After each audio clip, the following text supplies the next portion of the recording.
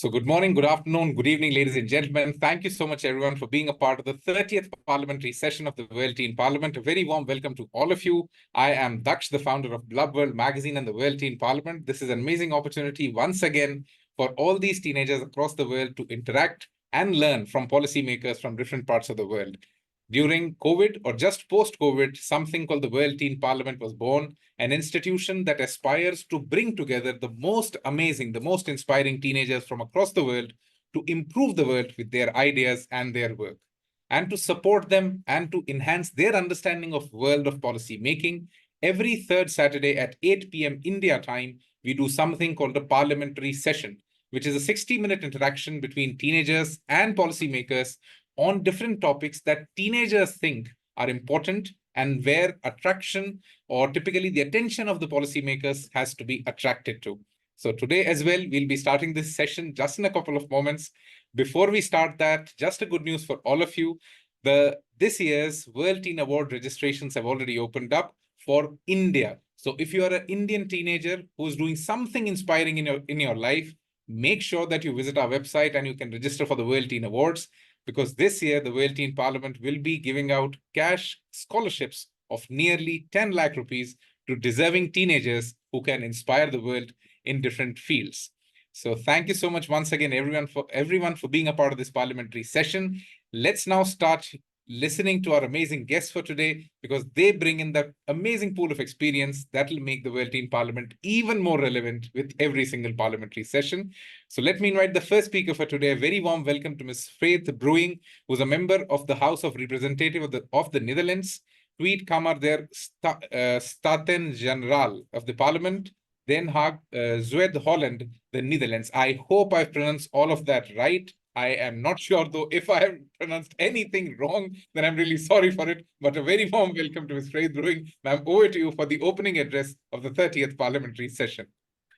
Thank you so much. And you did said everything right, except for the Tweede Kamer is like the second chamber, but we did it wrong. So second chamber it is. I'm so thankful, and I welcome you all. I wrote a special speech that I'm now going to read to you, and I hope that we could have a very good conversation and that you have a lot of questions for me. So, dear teenagers and future leaders, today, each and every one of you is taking time out of your busy schedule to think, talk, and dream about the future and learn from the people that are already busy with the future. As you navigate the journey of growing up and pave the way to your future, I urge you to believe in the incredible power that dwells within you. I urge you to believe in your ability to achieve your dreams and aspirations, which lies in the unwavering self-belief. However, your road to success will not always be smooth, but with determination and resilience, you can conquer any obstacle that stands in your way. My road was also rocky to the parliament. I had a real rough youth. I grew up with my grandma. I was placed out of home, but still those things on my road didn't formed an obstacle for me to get here today. So out of which situation you will come, you can conquer it all.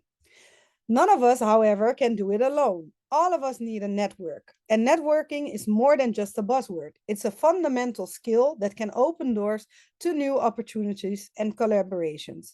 Building strong connections with others will amplify your impact and broaden your horizons. So what you are doing today and taking your time to talk with us, that's also kind of exploring and making your network a little bit bigger.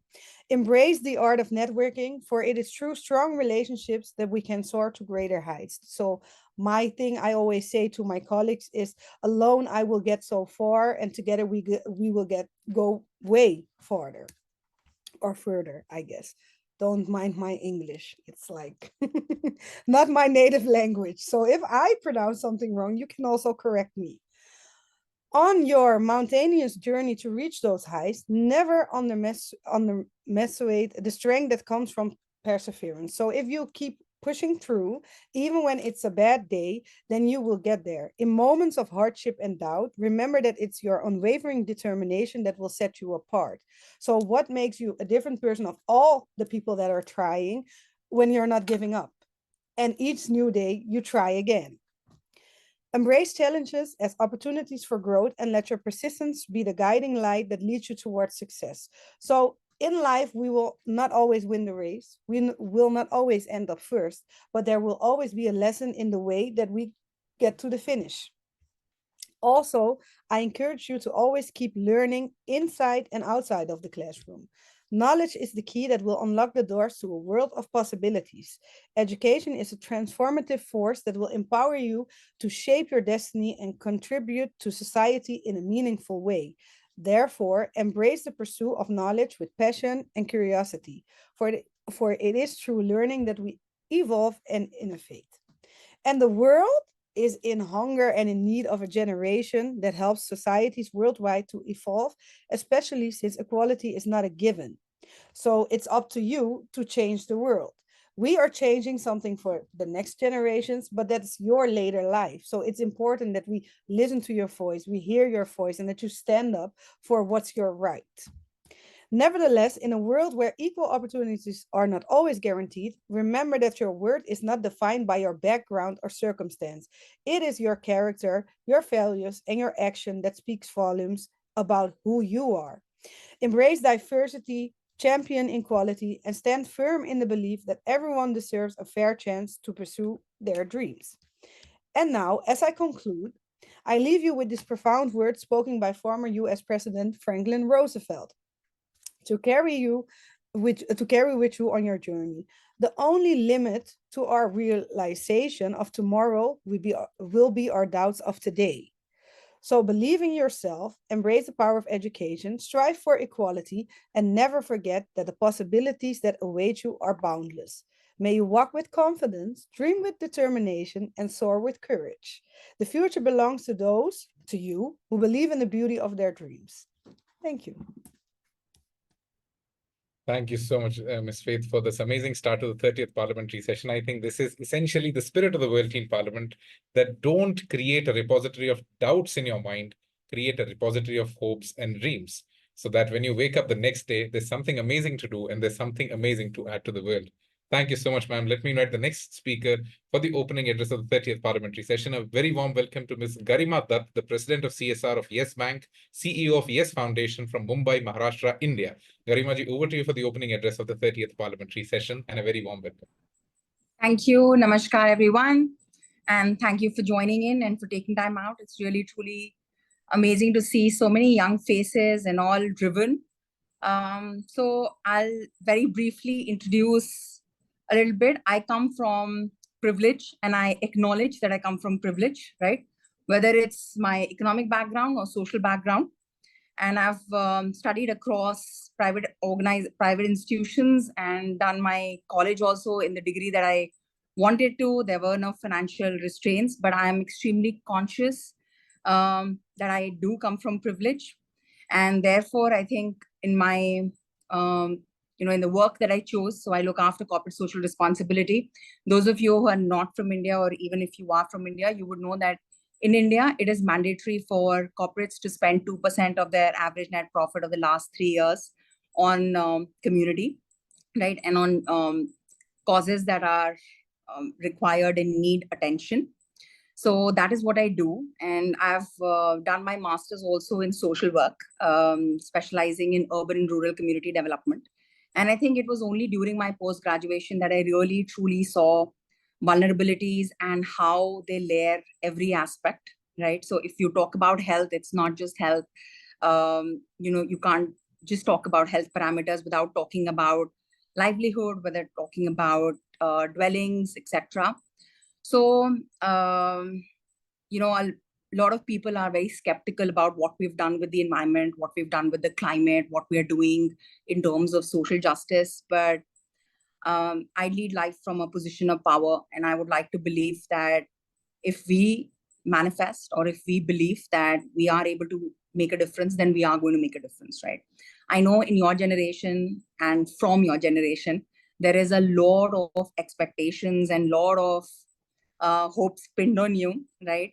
But they're about small steps, right? I think already the fact that you are a part and you are MPs means that you've thought of or done something right already, right? Which is getting acknowledged, So this is only a beginning. I really do hope that you spread positivity and you do make a difference. And if you ever have a choice between being kind or being right, that you be kind. Thank you. Thank you so much, ma'am. And I think something very nice that all the teenagers must understand at the World Teen Parliament, that if you have a choice of being kind or being right, be kind. Because at the World Teen Parliament, once they get elected through a democratic process, they get divided into groups. And once they get divided into groups, they follow the process of sociocratic decision-making. So beyond that, it is no more democratic decision-making. Every single member of the group has a veto power. So what we have told them, that empathy is far more important in your decision-making than just authority. Just getting the majority won't give you the power to take decisions internally at the World Teen Parliament. You have to follow sociocratic decision-making and make sure that everyone says a yes before the decision is a yes. Thank you so much, Garima ma'am. Let me invite the next speaker for today for the opening address for the 30th Parliamentary session. A very warm welcome to Ms. Tammy Breedt, the Parliamentary Spokesperson on Women and Youth, Freedom Front Plus, Bloemfontein. I am very doubtful that I'm pronouncing it right. Free State, South Africa. A very warm welcome, Ms. Tammy Breedt, and I hope I pronounced it all right. A very warm welcome to you. Hi, Daksh. Thank you so much. You did mostly right. It's a town called Bloemfontein.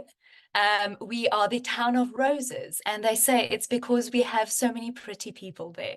So I don't know, but maybe it is.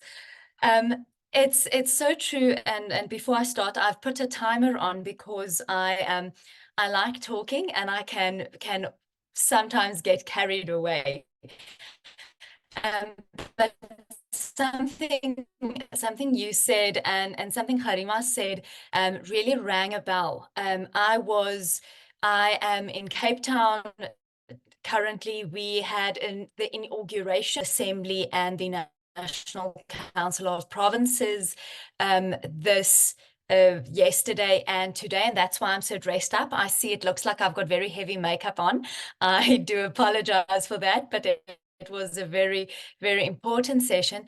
And I came there and people greeted me and said, we were so scared. We didn't see you yesterday, but we're so glad to see you today because you can make a change. And I said, well, I hope so. And they said, you are one person that speaks truth, and the way you are never more important than somebody else. So I would like, we would like you to continue. And that is very important. You get in the manner, you have a manner and a manner in which you say things. And really the way you say things can really make or break your argument. So that is very important. But as Daksh said, I am a member of parliament. I come from Bloemfontein. I was recently, up until recently, I was still the youth leader for the Freedom Front Plus. We are one of the largest political parties in South Africa. And I have almost been in politics for 20 years. I started when I was your age and I became involved, and I'm still in politics. And the reason why politics is so important, why members of parliament is so important. I was at Parliament today, and we had our motto, our slogan for the 7th Parliament is your parliament, your voice, your future. And that to me sums up the importance and the power that MPs have and the responsibility that members of parliament have. You are the voice for the voiceless. You were elected, you all, as I was, elected to become a member of parliament by people who believed in what you said, who liked the manner in which you did something, who agreed with your policies, and who then voted for you there to be their representation where you are. That is a very big responsibility for members of parliament, to be there and to be that voice. More than that, you have to be the oversight. You have to make sure that the government of the day stays true to its promises, does not waste money, and really serves not just its constituents that elected them, but truly all the citizens of that country. And that is what makes an MP so important. But you sit here today and you might ask me, but Tammy, why should I be involved in politics? Why is politics important? What is the power of a young person? And allow me to take it back to South Africa. In our 2019 general elections, less than 20% of all 18-year-olds voted, less than 20%. Of your 19 to 35-year-olds, less than 30% of them voted. If the 14 million young people under 35 just went out and voted, we would have seen a change of government in our country sooner. We should have seen that change, and that is the power young people have. My national leader always says, you might be done with politics, but politics is never done with you. And that really is true. From the side of the road you drive on, from the amount you pay for milk or bread, I don't know if some of your parents are farmers. If your farmer family member has a market to sell to or exports, it's because of the government having set up certain arrangements. And that is what politics does. Young people can improve the world. I want to, and I'm sorry I couldn't find it now, but I actually went in the 1960s, the 1970s, the 1980s, and even as early as the early 2000s. If you look at a lot of the changes that we've seen in the world, in China, in the Soviet Union, in Egypt, in a lot of places, change happened. Political powers were overthrown, if I can call it and be so bold as to say revolutions happened. And that was because young people like yourselves stood up. Young people decided that we are not happy with a president who has been a dictator and been in power for 40 years. We need to make a stance. And that is what young people then organize themselves. And that's why I'm so excited to see this and to see, I think you're represented from 5 different countries. The power you have and that networking that Faith spoke about is so important and can see actual change. Let me conclude by saying this. You might sit here and go, it's all fair and well, but how do I learn? How do I get better? I've got this passion for speaking my mind and for fighting for people, but how do I learn? And I want to encourage you all. I am not familiar with organizations in your countries. I might be in mine. But to go out, to go look at organizations, to go look at companies, to speak to MPs, to send them an email and to ask. I know from experience, you are sometimes so scared to ask for something because you think the answer might be no. But I cannot tell you how many young people have emailed me, and I have a standing rule that if I get an email from a young person who says, I want to partake in a discussion, I want your help, I want to assist,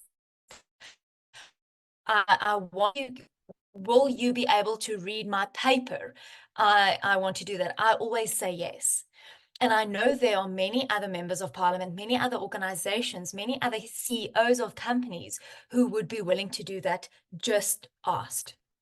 How can I help as an MP? As a member of parliament, you serve your community. So I want to tell you all today, as I sure am my 2 colleagues here on the platform will also say that, how can I help? I am an email away. I do not necessarily know everything. I do not necessarily know the background of your country, but I'm willing to listen. I'm willing to assist. I'm willing to be there. I teach debating back in South Africa. I spoke in debates myself when I was at school, so I have that specific skill set I know that I can offer to the table. But just ask and be there. I want to leave you with a quote from Coretta Scott King. She was the wife of Martin Luther King Jr., and she said, "It doesn't matter how strong your opinions are. If you do not use your power for positive change, you are indeed part of the problem." You guys are all here because I believe you want to be that positive change. Thank you for being here. I know it's late. I can see there's lights on some places. I can see there's sunshine in other places.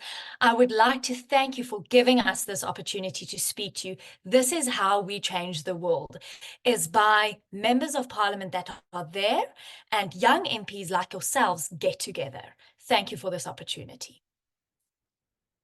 Thank you so much, Ms. Tammy. And I think you very rightly said that if you're not contributing, then you are just contributing to the problem. So find out a way that you're able to make an intervention which makes a meaningful change. Thank you so much, ma'am. Before we go into the open floor where the teenagers start asking you questions, there are two things that all the MPs at the World Teen Parliament face every single year. Since this is a teen parliament, so one thing that comes with every elected MP is lots and lots of impatience. They want to do things quickly or they don't want to do things. So this is something that comes in. And the problem that most of the MPs face at the World Teen Parliament is that why is democratic decision-making and sociocratic decision-making so slow? And they feel that democracy doesn't work. So let's have a small little opinionation on this very thing, that why do teens don't believe in it? And if you think it's an inefficient system, what kind of experiments must be done around it? So what do the policymakers think on it? And then we'll go into the questions of the teen MPs and influencers at the World Teen Parliament. So over to all the three guests. Anyone from you can, open or answer the question, and, anyone can then contribute. So whoever wants to take it up first, you can please unmute yourself. Yes, Ms. Faith, please.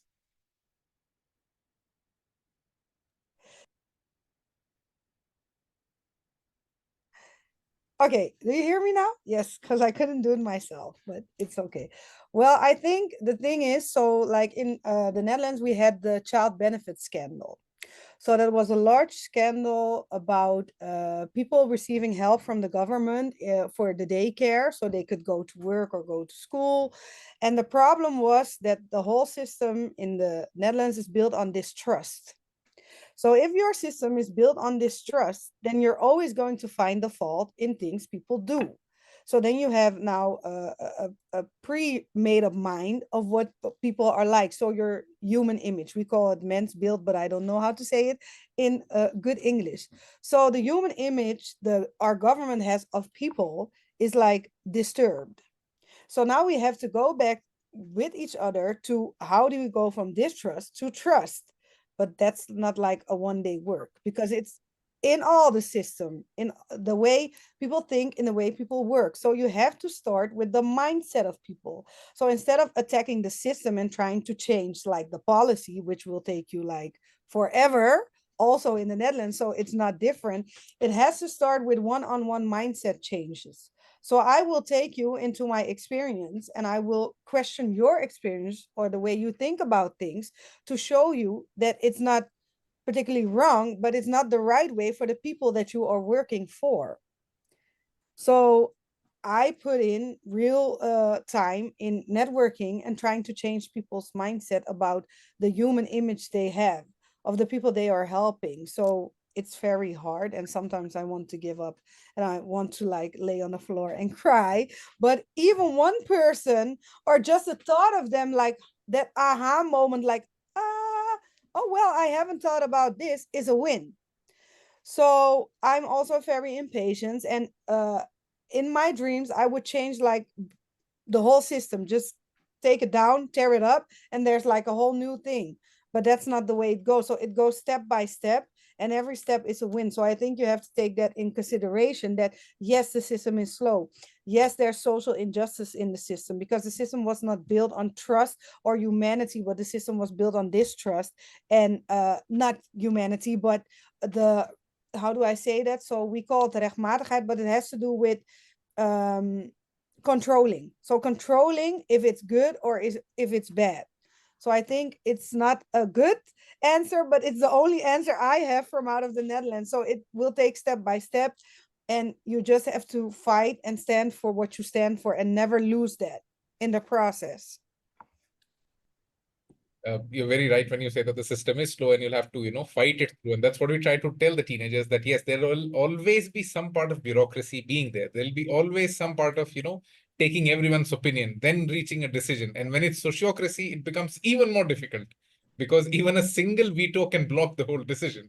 So Tammy, do you have anything to add to it? Yeah. That what are the experiments that can be done by these teenagers on the core concept of democratic decision making? I think, let me maybe start with a former president of the Republic of South Africa way back when used to say that democracy is the answer, but unfortunately 3 people is too many and 1 person is too little. And I think that that sums up the frustration. I am very task orientated, so I get frustrated by that a lot. And what I've seen happen is to add to faith is to keep on keeping on. I tell my councillors in my constituency, irritate them into submission. That you must become so resilient on what you fight for. You must ask it so continuously. You must actually hound them. I have a water crisis in one of my municipalities. Our Minister of Water and Sanitation, I think he's at the point of blocking me because every second day I don't get an answer from him. I email him and I phone his office and I ask him, what are you doing about this? What are you doing about this? What are you doing about this? What are you doing about this? So much so that they now have a task team to look at the water in that municipality. And then of course it helps to, as Faith said, to be the person who knows how to network. Identify, because if it's not an issue for the ruling party, if I can say it for that, or the person in charge, the one who has to execute the problem, they won't prioritize it. You need to, in the manner which you offer it's almost like you're a salesman and you need to market this product so that this governing guy can get this and understand and call for it. And that's what you need to do. You need to be very clever, very eloquent with your words when you try and convince. And then sometimes the wheels of bureaucracy do turn, although they turn slow. I think a superbly amazing answer to the question that irritates them into taking your decision, because that decision is your priority and not theirs. I think this is something that all the teen MP groups can feel right now in the teen parliament, that when you're talking to your groups and you don't get a decision, make sure that you pursue them and you're able to get a decision with everyone saying a yes. So thank you so much, ma'am. Before we actually go to the questions, I would like to take Garima ma'am's opinion. Ma'am, you're currently seeing, a very efficient form of decision making, because in the corporate world, the decision comes superbly quickly and it's executed because people don't question. There is no need of opinion assimilation. There's no need of aspiration assimilation, and the just comes and things start happening. So that's the kind of decision that, allures all the teenagers, that, yes, that's the kind of setup that should be there in governments. That's the way policy should be made. So what's your thought on it? So that corporate is also, people keep saying politics is a bad word and political games are there, even in corporate. It's just it's a different form and a smaller scale, but it's always there. I think impatience is not bad, as long as this impatience is towards not accepting somebody telling you, oh, this is going to take so much time. Oh no, this is going to take, like so many years. and you know that no, there is a more efficient, there's a faster way. Impatience is bad when it comes to you being so in a rush to convince others that you are not listening, right? I think it's also a life skill, because if you're very task oriented and you are not people oriented at all, the change that you're trying to bring about will not be sustainable, right? Because the moment you step out, or the moment you cannot give as much focus as you are giving, since others are not, they don't have a buy-in and they don't have a sense of ownership, they are quickly going to damage, if not actively support, right? So I think for sustainability of what you're trying to achieve, it is important to enroll people in what your vision is and what your purpose is. It helps you also to identify what your purpose or what your cause is from very different lenses, right? So because if you hit a roadblock, then you will think about, okay, how can I overcome this roadblock, or who can I enroll, who can help me or support me or guide me, whichever way, or coach me to get over it, right? So I feel it's a life skill, and I'm not saying that the opposite of impatience is patience, and either of it is a bad word, but like I said, it's about the only difference is whether people are with you or against you, right? So I think that is important. So even if you're in a very efficient decision-making system, even then you'll have to be a people person. You'll have to look around what is happening, have their opinions together and try to bring them on same page. Only then you can move forward. So now it's time to get into the questions that teenagers have. Thank you so much, Garima ma'am. Let me invite the teenagers for their questions. Now, I would request all the teens that when you are invited, make sure that you unmute yourself, introduce yourself, and then you ask the question. So let me first invite MP Johan Thomas. Johan, over to you. Please unmute yourself and ask your question. Good evening, Miss Faith Bruyning. My name is Johan, and I study in the 10th grade in United Arab Emirates. And my question to you is, what are your thoughts on the effectiveness of current educational policies in preparing teenagers for future challenges?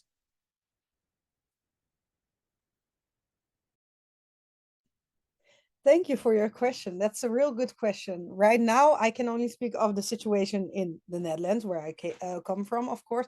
I think we are not preparing kids or teenagers for the life after school. So we teach them, we give them knowledge, like basic knowledge. You can calculate, you can read, and all that. You can talk Dutch. All good, but we have to learn them life skills like networking. You can also learn that in school, how to network. You can also teach them how to budget. In the Netherlands, we now have a problem of child poverty. That's a real big number here. So you can teach children the worth of money. How do you go about your money? What does money mean? What's the word of money? So I would plead, but that's another colleague of mine that has the power about education, that we would put more life skills in, learning life skills from an early age on, so that when we lose our kids, or how do you call it when a mother bird throws her kid out of the nest to fly? So when you leave, oh my God, my English. When you leave, when the kids leave to go into the real world, they are prepared. Because I also have kids of my own, so they are 15 and 11, and I have those talks at home with them. But it would be very much more constructive if they would also learn those skills in school. So right now, I think in the Netherlands, we do too little about it. Thank you so much, ma'am. If on any of these questions, if the other guests want to contribute anything, they can just unmute and contribute if they have any thoughts. Otherwise, we'll move on to the next question. The next question comes from Prisha Saraf. Prisha, please unmute yourself, introduce yourself, and ask a question. Greetings, esteemed guests and all the MPs. Myself, Prisha Saraf. I'm the teen MP of the 3rd World Teen Parliament. I'm in grade 9 from Ranish National School, Sona Road, Haryana, India. So my question is to ma'am, Garima ma'am, that as a teenager, I have a question that how is Yes Bank and Yes Foundation supporting initiatives that empower teenagers and promote youth leadership? Sure. So thank you for that question. So I think I'll take off from where Faith left. There's this whole question whether this education system. There's no doubt that education system does equip you with value education and value systems, right, which are key life skills to have, and also knowledge about the world and an exposure to various subjects and various ways in which you look at a particular subject. But not everybody has a playing field, and not everybody has equal access or equal opportunity. So we at Yes are looking at underprivileged students and how can we skill them for market-oriented jobs, right? Because there's a huge gap between how many people are actually completing their education, whether it is +2, whether it's graduation, post-graduation, and how many actually are able to get into jobs, right? So this is very India specific, and I'm answering from there. So we are looking at sort of plugging this skill gap. That is for urban areas. In rural areas, the whole idea is that you strengthen the rural economy so that there is less migration, that there is enough, and we stay as a country, we stay self-sufficient. So there also we are involving youth in agriculture and climate resilient agriculture, right? So setting up demonstration farms, providing them with the skills, providing them access to year-round irrigation through watershed development. So whatever is required to sort of strengthen the rural economy so that we stay on course. I hope that answers your question.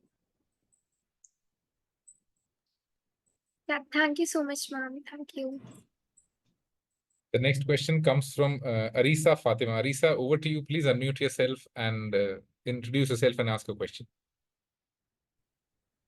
Good evening, everyone. And I'm Arisa Fatima from class 9th at MS Creative School in Hyderabad, India.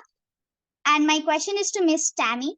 I have a keen interest in understanding the intricacies of parliamentary processes and democratic decision making. Your role as a parliamentary spokesperson greatly inspired me, and I would be grateful for the opportunity to learn from your experience and insights. So my question is, as the spokesperson on Women and Youth for the Freedom Front Plus, what specific initiatives are you advocating to combat gender-based violence in rural areas? I would be glad if you would share your insights.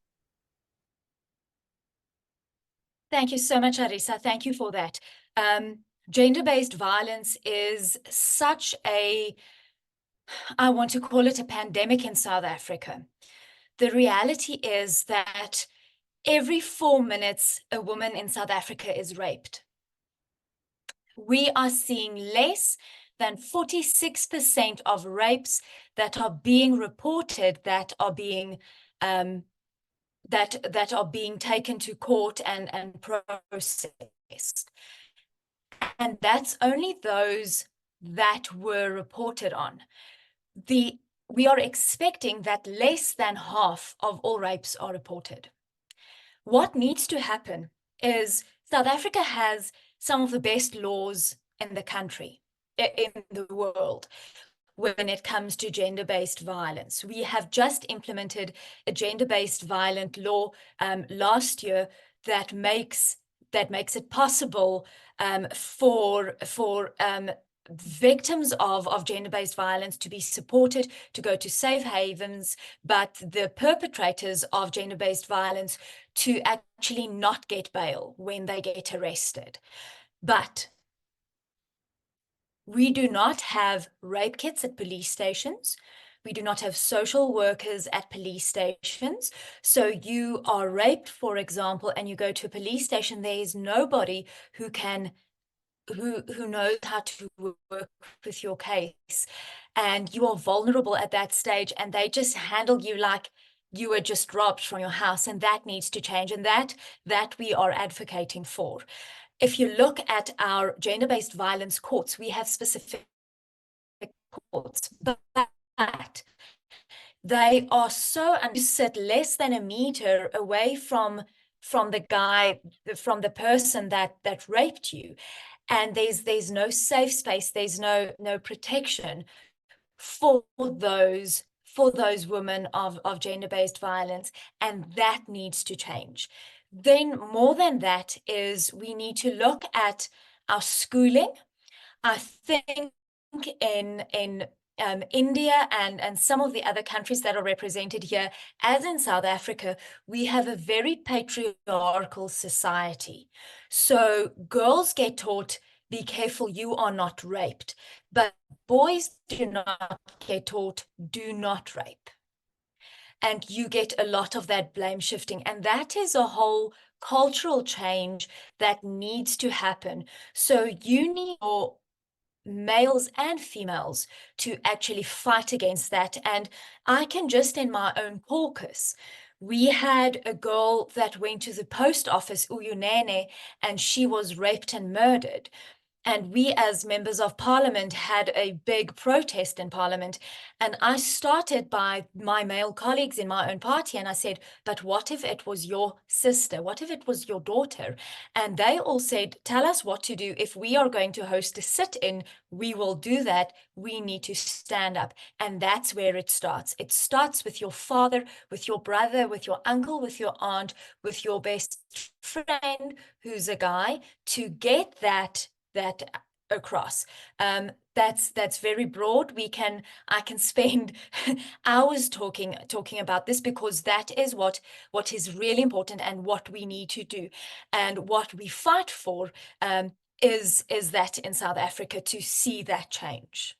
Thank you, and thank you, Arisa, for that question. I really do appreciate it. If convenient, I would also request Ms. Faith to share her side of the story to this question as well, so that we could have a little more understanding of, does the issue really change with countries, or is it something that is everywhere, or is it does it need a global thought process change, or is it have you done some experimentation that people can learn from? I think it's a global change that is necessary, but as I'm in the Netherlands, I will try to change it. So I'm also working on youth. So we have a broken youth care system in the Netherlands. So here your child can be taken away from home just without a real good research of why the child should be taken out of home. So it can also happen with how do I call it, with a high urgency. So if I call today the child supportive line, a child is getting abused, then it could be by tomorrow that the judge, without even seeing the parents or seeing the child, but just a piece of paper, decides that the child needs to be taken out of home. And then the police will come in, and it will be very traumatic and all this stuff. So I'm now trying to start an initiative to change the law so that there will be more, how do I call that? It will be safer and more difficult to place a child out of home just based on the thought or the perspective of one person. So you have to talk to the parents and to the child just to make a balanced decision if you really want to place a child out of home.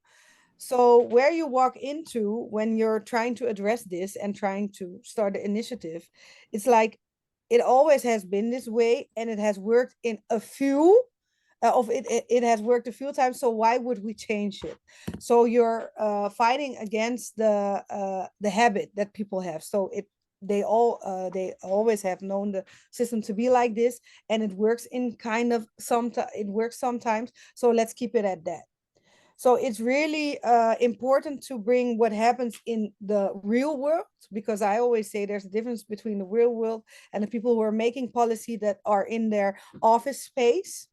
So you have to take that experience, that expertise from the living world into the office world. And that's something real hard to be a bridge in between those two things.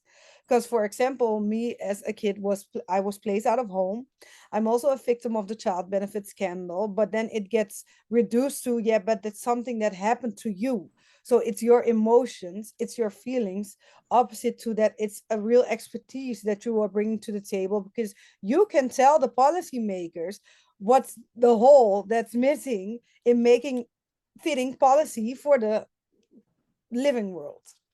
So I think it's a global way of thinking, and it's like we're all accountable for a little piece of changing that way of thinking.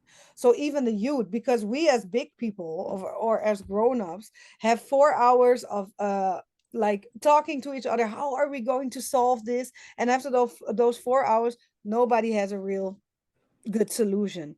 And then we have like the teens or the children, they are so easy in their thinking that they have a whole nother perspective, and they will come with a solution that nobody of the grown-ups think of, but it will be a fitting solution though.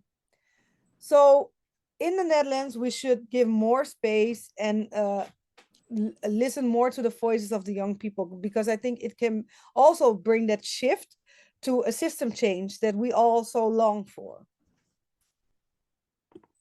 Thank you so much for that response, because I think this gives the teenagers a complete perspective of having absolute less legislation and what happens with over legislation.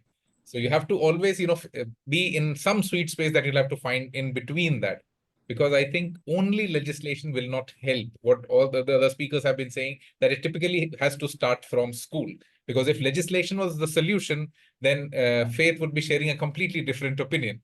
When she shares this, it's a proof that only legislation cannot do it. Garima ma'am, would you want to share something on this before we move ahead?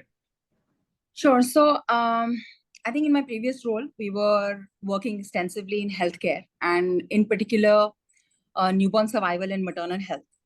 And that brought us to this very, like a whole pit that gender-based violence is, right? And lots of learnings. I think there was this whole campaign called Ring the Bell, right?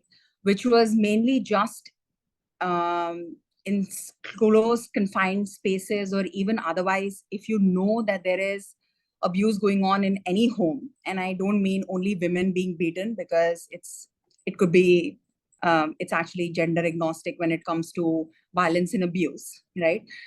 Just ring the bell so that A, it gets interrupted, and B, they know that you are there, right?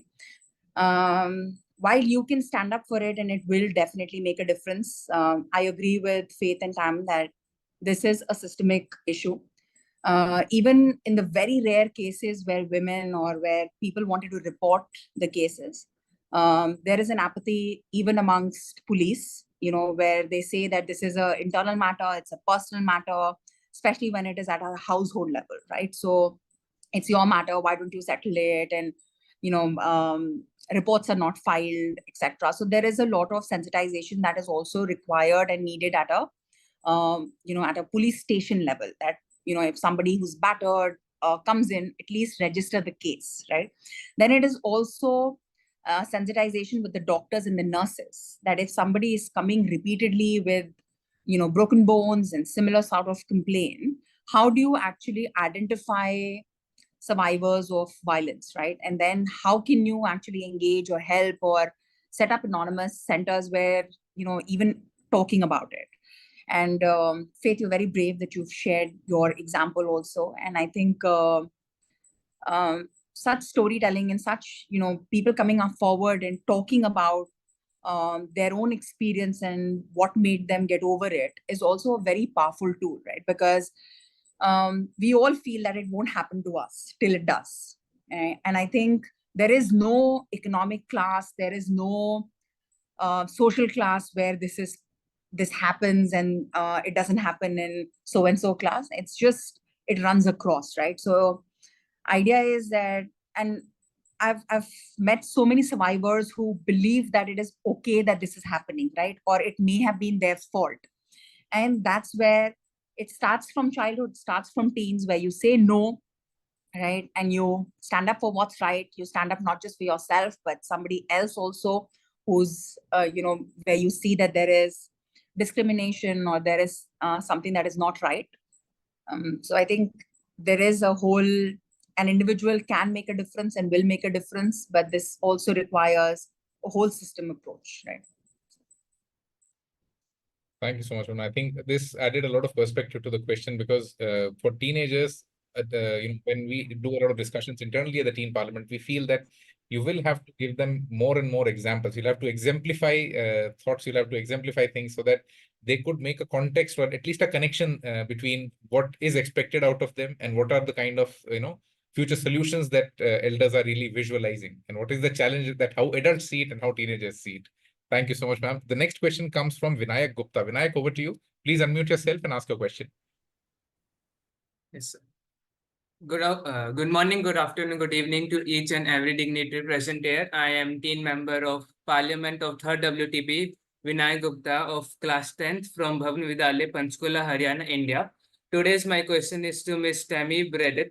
As a parliamentary spokesperson on women and youth, how would you address the significant challenges faced by today's teenagers, including negative stereotyping, school bullying, career pressure, and substance abuse? What strategies would you recommend to help teens overcome these issues?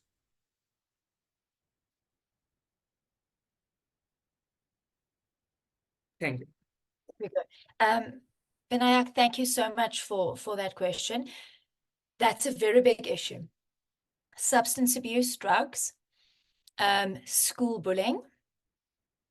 And I think let's start with, I don't want to say one is more difficult than the other because I think they're all important, but let's start with substance abuse.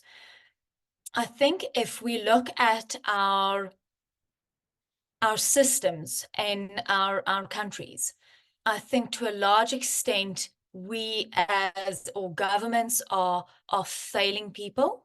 We are looking at economies in countries where our food poverty line is very, very high, where people are not being fed correctly, where people are I am part of the Unrepresented Nations and Peoples Organization, and we see where many of these organizations, the parents are being exiled, are being jailed, and you do not have that support.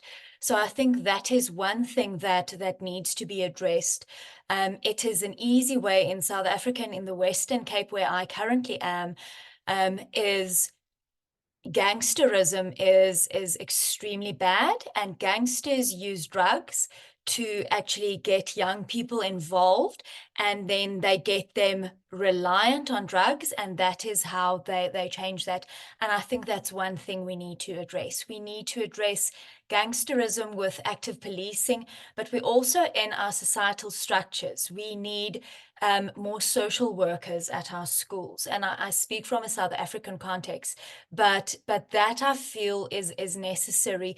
We need to speak about, I remember at school, we had a policeman and a social worker come to us and talk about drugs, and showed us who threw herself and her child off an 8-story building, and they showed us the gory pictures. I think there must be something in it. I don't think you must show such pictures to students that are young, but that scared me straight. I will not even touch a cigarette to this day because of that picture. And I think that's what needs to change. With school bullying, and I myself was bullied at school, and I just got sick of it, and I eventually turned around and I pushed the bully back and I went, "Why are you doing this to me?" And I realized it came from a place of his insecurity, and when I pushed back, it changed. But I think what needs to happen is we need to create safe environments in our schools.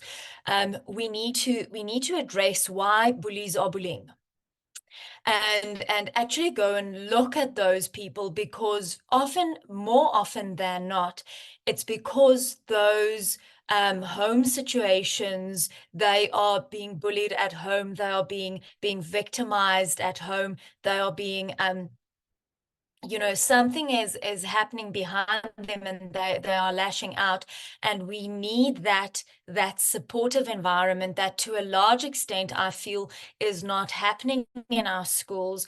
Our children get, and I told you I was part of, I teach debating at an all-girls school, and what you see is children get so teenagers get forced to perform, to be a top 10 best performer at school, and to excel at the school newspaper, and to excel at the choir, and to excel in a sport they play, and to do extra activities, and to go to extra classes, that we're pushing children to perform, that we're forgetting about social interactions, we're forgetting about social cues, we're forgetting to understand that these are teenagers that are just learning how to deal with emotions and how to deal with home areas, and that needs to be addressed. And I think once we get that addressed and achieved, we will see less drug abuse, we will see less school bullying. I have, and I will conclude, I have a friend who has a son. He has autism and attention deficit and hyperactivity disorder, and he started a new school. And what was so exceptional of this special school is the first day there, they stood in a circle, and every one of these special kids got to tell the rest of the class what and they called it their superpower was. So he could explain, I have autism, but this is my superpower. My brain works differently. I am sensitive to this. And all of a sudden, and with the teacher's interaction, where he went to a normal school, he got bullied for being different. There he got celebrated, and the other friends went, oh, wow, cool. Well, my superpower also is like this. And that creates understanding. And I think that is what we're missing in schools. Thanks.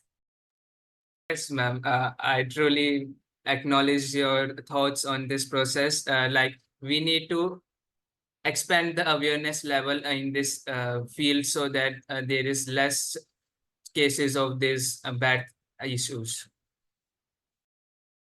Thanks.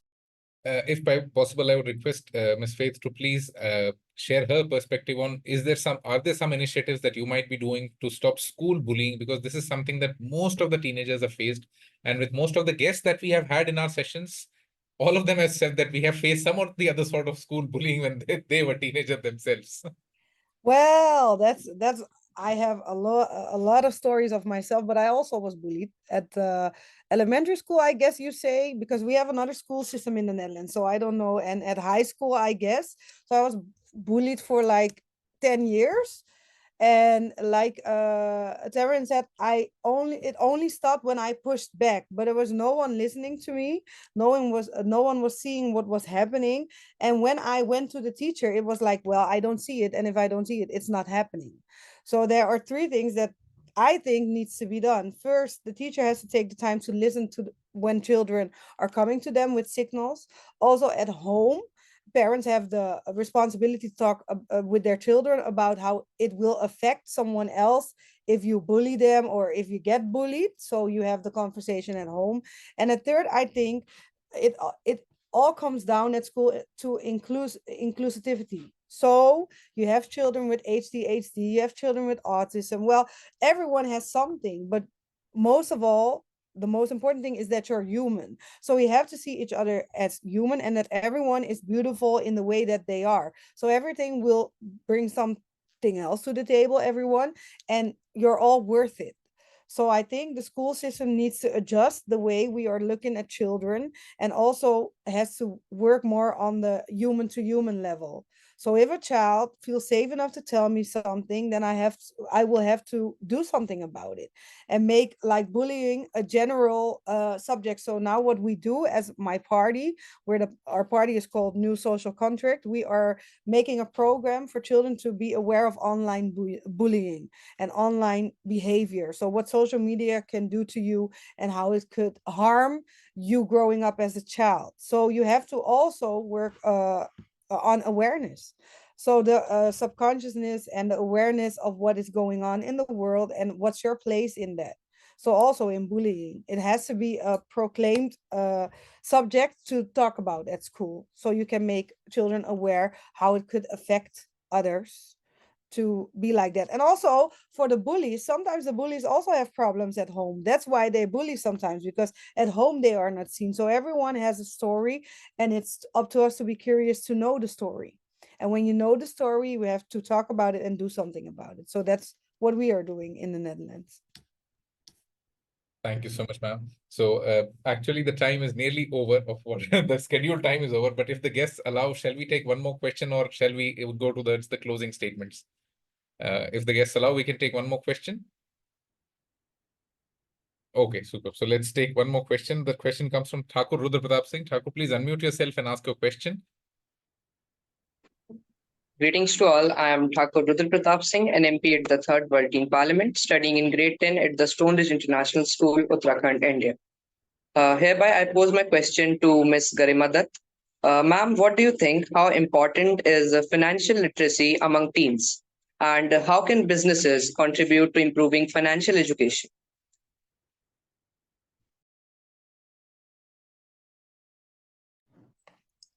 So thanks, Rudra, for the question. Now, I'm going to answer it with my own personal experience. I had no idea what insurance is and how do I save my money, how do I make money work for me, etc., etc. Till I started working, right? And there, once I hired a CA to manage my foundation, and she was like, boss, what do you do with your money, right? You don't have any... I only do very, very safe, like, maybe FD. And that also if the banker has said that, ma'am, I have to meet my quarterly end targets. Can you please open an FD? I'll be like, fine, open an FD.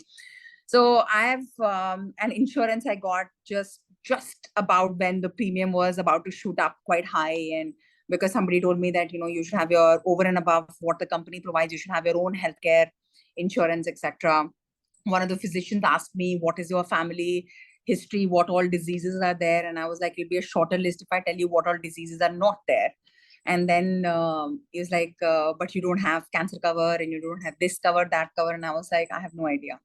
So I think it is definitely important, not just for, so this is one aspect, right? Why it is important for teens to know, so that you can actually put your money to work for you and you can move towards wealth creation, right? But I'll also give you a very different lens where from an inclusion perspective, right?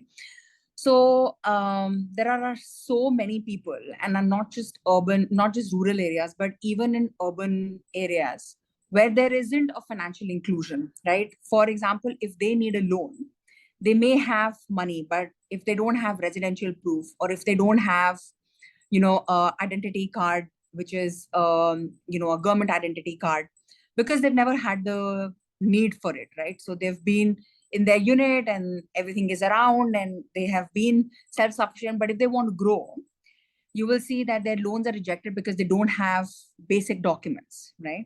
So I think it is also from a financial inclusion perspective that it is important to understand what this is, right? During COVID, world moved like this to digital payments, right? But what about classes and segments and demography that did not understand or did not know about digital payments, right? There was a note ban in India. Suddenly ATMs, you could not withdraw cash, right? So the amount of challenges which are there when it comes to financial literacy, when it comes to basic savings, but also credit linkages, also digital payments. There are so many aspects in finance. I think it is really important. And as teenagers, you could pick up, whether it's a house help, it is a rickshaw driver, it is some elderly in your home who's not very comfortable. You could actually take time out to sort of teach them this, or, it's called reverse mentoring. So reverse mentor them. So that would be my cue. Thank you, ma'am. It was truly insightful. I think Tammy, ma'am, wants to contribute something. I'm over to you. You can unmute yourself. Thank you so much. Yes, maybe just I want to add to that. Why it is so important. Firstly, I wish somebody had taught me how to do taxes at school, because I have to pay somebody an awful amount of money every year to do my taxes, and I still don't understand. But 9.5 out of 10 South Africans, 9.5 out of 10 South Africans do not have pension fund and cannot retire because they didn't make sufficient provision for that when they were young, which means that more than 48% of all South Africans are reliant on social grants. And that is because people don't know how to work with money. They don't know how to save. They come to old age, they turn 65 or 70 and they cannot work anymore, but now they have to have a SASSA grant, a social security check, which is below the poverty line. They can't pay anything because they didn't know how to save for that. We are now getting the NHI, the National Health Insurance, but up until now, you could go to a clinic, but if you did not go to a medical aid, you had to go to a state hospital and you would sit there. Sometimes people would be in hospital and they would lie on cardboard boxes in the passages. And that's because because you were not taught that. You were not taught that importance. So just to add to what Garima said is, I think that is why it is so important to have that. And South Africa is a prime example of why that is necessary and how we are struggling currently. Thank you. Thank you so much, ma'am. Thank you. Big list of questions that's there, but we cannot take all of them. So now we'll go to the guests for the closing statements before the 30th parliamentary session comes to an end. Over to Ms. Faith Bruyning for the closing statement for the 30th parliamentary session. Over to you, ma'am. Well, thank you. It was such a delight to meet all of you. I didn't hurt all of you, but I'm very proud of you for taking the step to make a change. You're very important. You're worth it. When you are ever feeling down, look at yourself in the mirror and say, I can do this. I can do anything I want. Like my colleagues already said that were also in the call. You can do anything what you want, and you have to say it out loud, and you also have to believe in yourself, because I believe in you and we need you. We cannot do this without you. So the world needs you. We need you. And it was just such a nice thing to do. I hope my English was okay and for you to understand. And I loved it. So thank you so much for having me. It was a real honor. Thank you so much, ma'am. And your English was amazing. Thank you so much. So over to Ms. Tammy for the closing statements. Thank you so much. Young people are important. Your voices are important. Our motto as the Freedom Front Plus Youth is, we are the future. And that is what I want to leave you with. You are the future. On the African continent, the youngest president on the African continent is 71 years old. Although the average age of the African continent is 27, I believe, years of age. So you are having governments decide about your life that do not know what is happening in your life. And that is the power you have. You can make that change. You can be that voice. You can be the change you want to see. I want to wish all of you here good luck with schooling, to, as an extracurricular, still do this, see an opportunity to do this. Good luck with exams and with your schooling. Never give up. Faith started out by saying, prioritize your education. We need more young leaders. But we need not just more young leaders, we need intelligent young leaders that can eloquently fight for their people. And that is how I see you. Good luck. Thank you for this opportunity. I enjoyed it, and my door is always open to you. Thank you. Thank you so much, ma'am. Over to Ms. Garima Dutt for the closing statement of the 30th parliamentary session. So thank you. Thank you for having me, and thank you for being so inspiring. I think the questions were very intelligent and very insightful. And even the fellow speakers, it was very inspiring to be with you. Faith talked about manifestation. I think when your action, thought, and feeling are completely aligned, anything is possible. There's a very famous Bollywood actor, Shah Rukh Khan, who says, अगर तुम कुछ चाहते हो तो तुम्हारे पूरी कायनात आती है. It basically means if you really wish for something, the whole world and the whole universe will come together to make it true. In your generation, there are a lot of fullnesses. There is mindfulness, there is happyfulness, and there is a lot of fancy words. But at the end of the day, it is about gratitude. If you have to actively practice gratitude. I think there are shitty days in everybody's lives, and I'm sure even in yours. But if there is absolutely, you feel there's nothing to be grateful for in the day, the fact that you woke up, you're breathing, and you had food to eat, that itself, you are much better off than so many people in the world who did not get to do that, right? So practice gratitude actively, practice mindfulness actively. And I started the session by saying there are a lot of expectations from your generation, but after meeting you, I feel like those expectations are not, in the air. They are actually quite well rooted and good, founded on a good base. So all the best, and thank you for being you.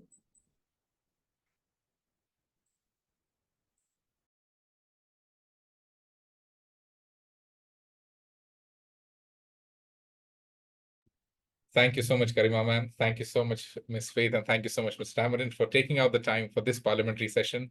This was the 30th parliamentary session of the World Teen Parliament. We hope that with every such session, we are able to inspire, motivate, and encourage teenagers across the world to imagine a world where teens could make policies. Because I think they're the ones who see the future far closer than all the other adults. Thank you so much, everyone, for being a part of the 30th parliamentary session.